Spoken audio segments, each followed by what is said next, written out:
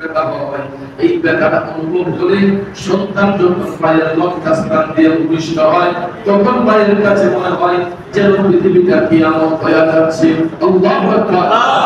কারণ এত কষ্ট হয়, এত কষ্ট অনুভব না করে আমরা সন্তানগুলা দুনিয়াতে আসার সময় মায়ের কলিজার মধ্যে যে আঘাত করি, কারণ সন্তান যখন মায়ের লজ্জাস্থান দিয়ে ভূমিষ্ঠ হয়, আগে কিন্তু তার মাথাটা বের হয়, কেল্লাটা আগে বের হয়। এটা সিজারের মাধ্যমে হোক এবং নরমাল ডেলিভারির মাধ্যমে হোক, জিজ্ঞেস করে দেখবেন তাই আমাদেরকে, ডাক্তার সাহেবদেরকে, সন্তান যখন ভূমিষ্ঠ হয় তখন ভাইয়ের আমার, বন্ধুরা আমার, ওই সন্তান মায়ের লজ্জাস্থান দিয়ে বের হওয়ার সময় তার মাথাটা আগে বের হয়, পাটা কিন্তু ভিতরেই রয়ে যায়। যখন আস্তে আস্তে করে বাচ্চাটাকে যখন খালাসি করা হয়, তখন আমরা মায়ের কলিজার মধ্যে আমাদের পা দিয়ে যে আঘাত করি, ওই মায়ের কাছে মনে হয় যেন পৃথিবীটা কিয়ামত হয়ে যাচ্ছে। দেখেন এতগুলো আঘাত জন্মের আগে, জন্মের পরেই আমরা দুনিয়াতে আসার সময় মারে যে একটা আঘাত দিয়ে আসছি, কষ্ট দিয়ে এসেছি, ওই মা এই আঘাত সহ্য করার সঙ্গে সঙ্গে বাচ্চার মুখে যখন তাকায়, ভূমিষ্ঠ হওয়ার পরে এত যে আঘাত করলাম, কষ্ট দিলাম, কিন্তু মার কোলে যখন বাচ্চাটাকে দেওয়া হয়, তখন দেখবেন ওই বাচ্চার মুখের দিকে তাকায়া এই কষ্ট ফিল হওয়ার পরেও মা দেখবেন একটা মুস্কি হাসি দিয়া বাচ্চার গালে একটা চুমা দেয়। কথা বল ঠিক কিনা? কারণ বাবাজি আমার, বাচ্চার মুখের দিকে তাকাইলে 10 মাস 10 দিনের প্রসব বেদনার জ্বালা 2 সেকেন্ডের মধ্যে ভুলে যায়। কথা বলেন ঠিক না? এই জন্য ভাইরা আমার, বন্ধুরা আমার, কবি বলেছেন, মাপিনে বান্ধব নাই রে, মাপিনে বান্ধব নাই রে, এই যে সোনার দুনিয়ায়, ভেবে দেখো কি করছো এই মায়ের লাগিয়া, ভেবে দেখো কি করছো এই মায়ের লাগিয়া। কি হবে নামাজ দিয়া, কি হবে রোজা দিয়া যদি মার মনে আঘাত দেয়? কারণ যেই সন্তান মার দিনে আঘাত করে, মার বলে যায় আঘাত দেয়, ওই সন্তানের নামাজ রোজা সব বিফলে চলে যায়। রাসূল বলেছে ওই ব্যক্তির রোজা আল্লাহর কাছে কবুল হবে না যে তার মারে কষ্ট দেয়, বাবারে কষ্ট দেয়। তাহলে লক্ষ্য করে দেখবেন এই সমাজের মধ্যে এমন বহু সন্তান আছে, ভাইয়ের আমার, স্ত্রী পুত্র দিয়া ইফতার সামগ্রী গ্রহণ করতেছে, ভালো ভালো খাবার খাইতেছে, মার খবর নাই, বাবার খবর নাই। আছে কিনা বলেন? তারা কেমনে চলতেছে, কেমনে খাইতেছে, এই খবর অনেক সন্তানের রাখার প্রয়োজন মনে করে না। কিন্তু রাসূল বলেছেন ওই ব্যক্তির রোজা আল্লাহর কাছে কখনো গ্রান্টেড হবে না যদি সে তার মার মনে আঘাত করে, বাবার মনে কষ্ট দেয়। এই জন্য ভাইয়েরা আমার, বন্ধুরা আমার, আল্লাহর হাবিব সাল্লাল্লাহু আলাইহি ওয়াসাল্লাম হাদিস শরীফের মধ্যে বারবার করে বলেছেন যে, রাসূল করিম সাল্লাল্লাহু আলাইহি ওয়াসাল্লাম বারবার করে বলেছেন যে, মার মনে কষ্ট দিলে, মার মনে আঘাত করলে কখনো এই অ্যাপ্লিকেশন আল্লাহর কাছে কবুল হবে না, গ্রান্টেড হবে না। এই জন্য ভাইয়েরা আমার, বন্ধুরা আমার, দুরূদ শরীফ পড়েন, আল্লাহুম্মা সাল্লি আলা সাইয়্যিদিনা মুহাম্মাদ, আল্লাহুম্মা সাল্লি আলা সাইয়্যিদিনা মুহাম্মাদ, নাবিয়ানা শাফিয়ানা মাওলানা মুহাম্মদ, নাবিয়ানা শাফিয়ানা মাওলানা মুহাম্মদ, তাকিতে পরনের পরকালের মাওলা, আলী হাত যাবে চলে সঙ্গে কিছু যাবে না। আল্লাহুম্মা সাল্লি আলা সাইয়্যিদিনা মুহাম্মাদ, নাবিয়ানা শাফিয়ানা মাওলানা মুহাম্মাদ, নাবিয়ানা শাফিয়ানা মাওলানা মুহাম্মাদ।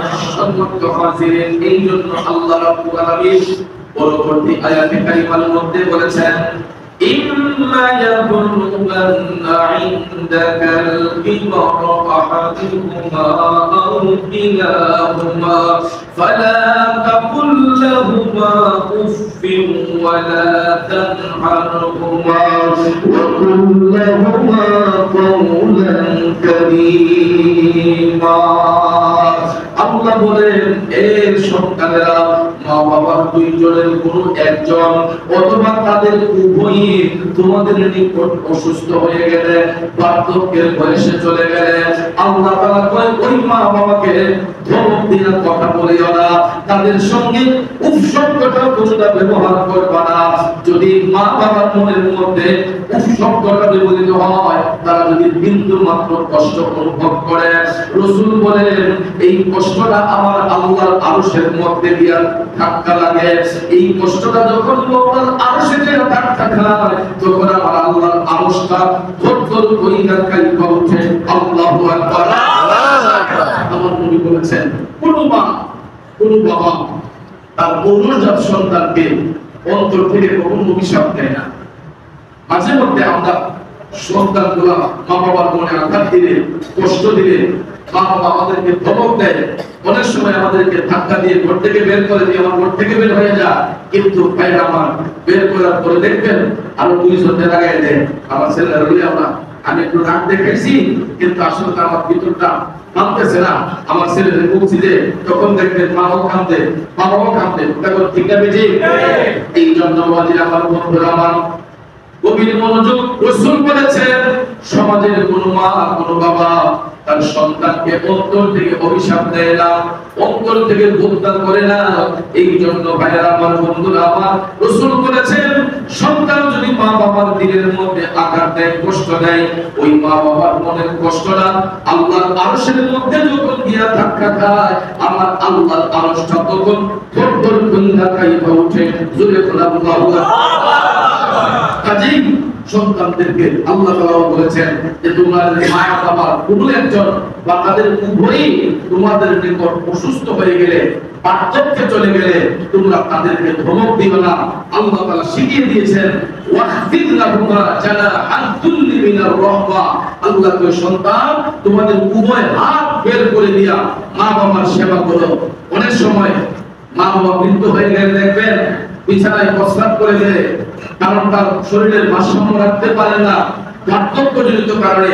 অনেক সময় দেখবেন লুঙ্গির মধ্যে প্রস্রাবের ফুটা পড়ে যায়, পায়ের কাপড়ের মধ্যে প্রস্রাবের ফুটা পড়ে যায়, কিন্তু পায়ের আমার কাপড়টা চেঞ্জ করার মতো এরকম এনার্জি অনেক সময় বাবার শরীরে থাকে না, মার শরীরে থাকে না।